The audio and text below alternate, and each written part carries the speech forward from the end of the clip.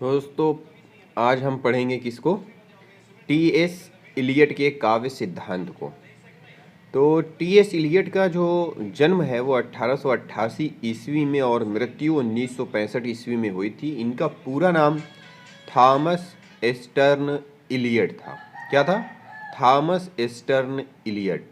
और इनका जन्म जो है वो अमेरिका में हुआ था और इनकी जो शिक्षा दीक्षा थी वो पेरिस और लंदन में हुई थी। बाद में ये लंदन में ही बस गए थे। इनका जो पूरा नाम है वो कभी कभी पूछ लेता है कि टी.एस. इलियट का पूरा नाम क्या है, तो थॉमस एस्टर्न इलियट। 20वीं सदी के महान कवियों में ये गिने जाते थे। 1948 में उन्हें साहित्य का नोबेल पुरस्कार प्राप्त हुआ था। कब? 1948 में साहित्य का नोबेल पुरस्कार प्राप्त हुआ था। और उनकी सर्वाधिक प्रसिद्ध कृतियां हैं कौन कौन सी? द वेस्टलैंड और ट्रेडिशन एंड इंडिविजुअल टैलेंट। उनकी समीक्षा संबंधी विचार इन कृतियों में है। कौन कौन सी हैं? पहला है द सैक्रेड वुड, 1920 में आई थी। और सिलेक्टेड एसेज 1917 से 1932 में। The use of poetry and the use of criticism 1940 में। पोएट्री एंड ड्रामा 1957 में। द फेसिस ऑफ पोएट्री 1953 में। और छठवीं है ऑन पोएट्री एंड पोएट 1957 में। इन्होंने दो पत्रिकाओं इगोइस्ट एंड क्रिटेरियन का संपादन किया था। इगोइस्ट एंड क्रिटेरियन का संपादन किया था। और शेक्सपियर, वर्ड्सवर्थ, कॉलरिज, मिल्टन दांतों पर विद्वतापूर्ण लेख लिखकर अपनी समीक्षा पद्धति का परिचय भी दिया था। इलियट के 4 प्रमुख काव्य सिद्धांत हैं।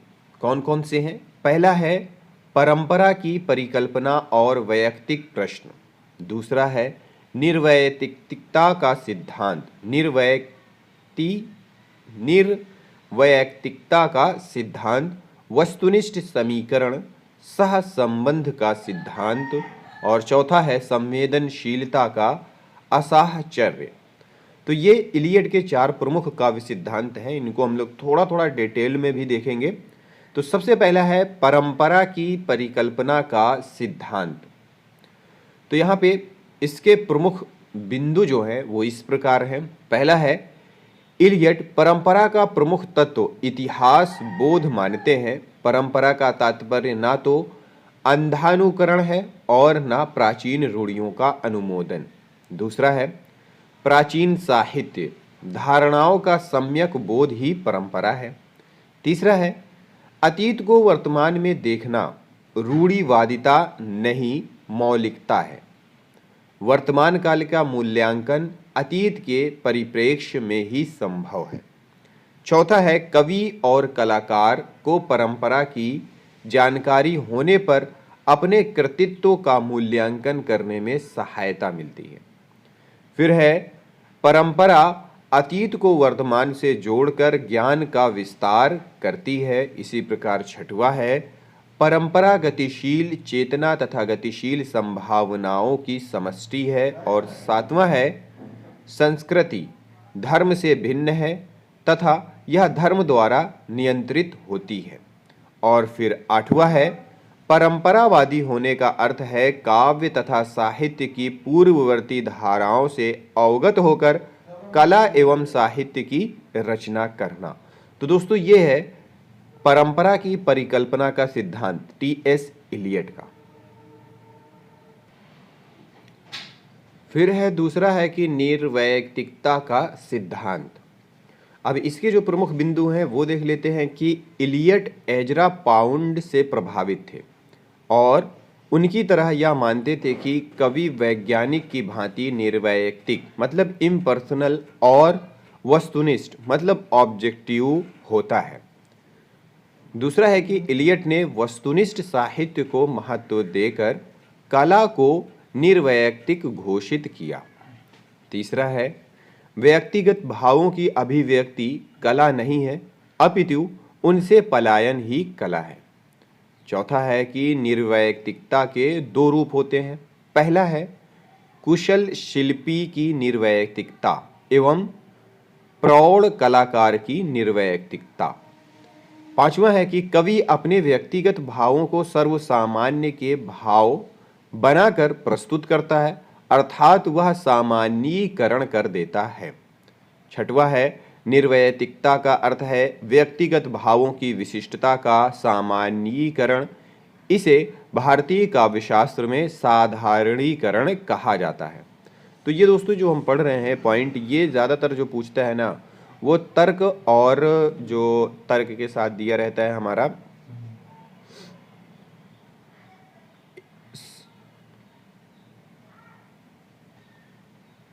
स्थापना वाले जो प्रश्न होते हैं ना उनमें दिया रहता है। फिर है कि सातवां है कविता के तीन स्वर हैं। प्रथम स्वर वह है जब कवि स्वयं से बात करता है, दूसरा स्वर वह है जिसमें वह श्रोताओं से बात करता है, और तीसरा स्वर वह है जिसमें वह स्वयं ना बोलकर अपने पात्रों के माध्यम से बोलता है।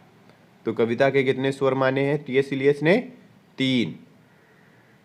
फिर अगला है वस्तुनिष्ठ सहसंबंध का सिद्धांत। इसके प्रमुख बिंदु हैं कि भाव संप्रेषण के लिए वस्तुनिष्ठ सहसंबंध मतलब ऑब्जेक्टिव कोरिलेशन आवश्यक है। विभावों का चयन ऐसा हो जिससे सहृदय सामाजिक के चित्त में नाटककार के मानस भाव जागृत हों।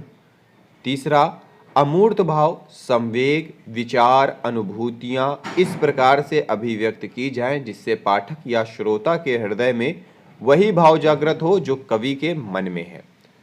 चौथा है कि कवि अपने भावों के मूर्तिकरण के लिए जितना सजग होगा संप्रेषण में उतनी ही सफलता मिलेगी। और पांचवा है कि कवि अमूर्त को मूर्त करने का काम संप्रेषण हेतु करता है। फिर आखिरी है चौथा, संवेदनशीलता का असाहचर्य।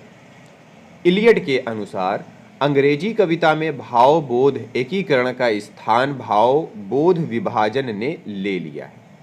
दूसरा है भाव बोध एकीकरण को श्रेष्ठ काव्य और भाव बोध वियोग का निकृष्ट काव्य मानते हैं। तीसरा, कथ्य में हृदय बुद्धि का समन्वय आवश्यक है। विचार को रूपांतरित करके प्रस्तुत किया जाना चाहिए। जो कवि ऐसा नहीं कर पाता उसकी कविता उत्कृष्ट नहीं बन पाती है। निश्चय ही थॉमस ईस्टर्न इलियट का आधुनिक अंग्रेजी साहित्यकारों में महत्वपूर्ण स्थान है।